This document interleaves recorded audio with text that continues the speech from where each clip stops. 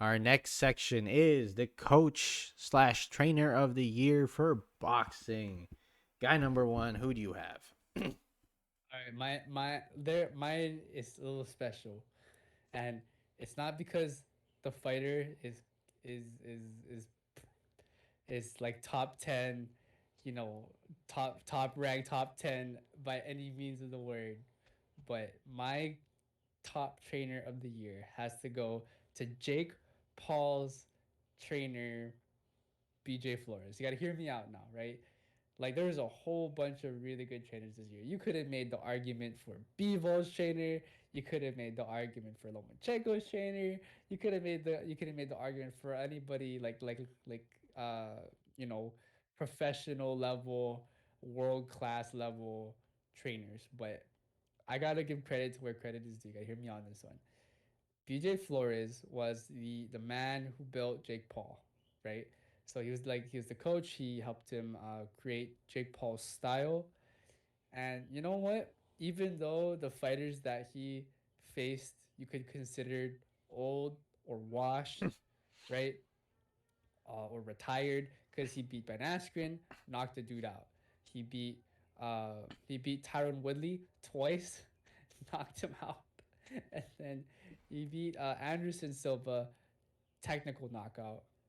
Um, and so if you look at the way that Jake Paul fights, it's legit.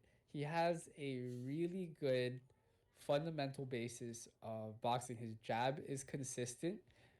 It's long, it's powerful, it hurts, it means something. His crosses, they mean something, they hurt. You've seen that they hurt. Hooks are there, his combo game is there, he throws in combination. Gas tank is something, he's quite new, so it's a little bit less to be desired, but it's sufficient enough. But stylistically, when I look at that, I can see that he was trained properly. And so I gotta give credit where credit is due. If he was able to knock people out, which again, it's not the easiest thing to do, number one. And number two, he's doing it against people who are seasoned veterans of a fight game. Doesn't matter if it's from MMA, they are from MMA, but they were world class at one point in one time by their own trainers. Mm-hmm. Um, and so like just to be able to knock out two of them, that says something about a trainer who's able to bring that out of a person. So I gotta give it to BJ Flores. You were my trainer of the year, even though I don't agree with a lot of the things that Jake Paul does, especially not go after real fighters. But you know, credit where credit is due. What do you think, Mark? What is your coach slash trainer of the year? My coach slash trainer of the year is Derek James. He is, Hold on, real quick. yeah. But Okay. I think my All right, coach, I'll set. my I'll set was coach, I'll set was loud. Sorry, keep going. my coach and trainer of the year is Derek James. He trains people at the world class boxing gym in Dallas. He coaches Errol Spence Jr. Errol Spence Jr. beat Ordonis Ugas this year and beating him in a 10th round TKO to obtain his WBA belt. And then a month later, he coached Jarmel Charlo to becoming the undisputed junior middleweight champion by knocking out 10th round Brian Castano. And now he's currently coaching Frank Martin, who scored a knockout of Romero Duno, as well as beating Michael Rivera in a really good fight, which now lines him up in a lightweight title shot. Frank Martin is a pretty good fighter. Like he is clean.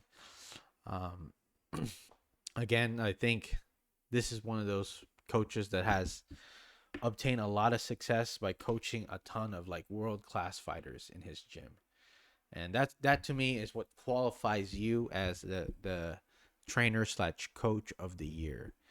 Like it's great that BJ Flores can train a person like Jake Paul, but in a grand scheme of things in the sport of boxing, I measure success based on achievements and notable victories, victories that are worthwhile, victories that are going to be cemented in legacy. Being undisputed champion is one of those type of things that cements a person's legacy.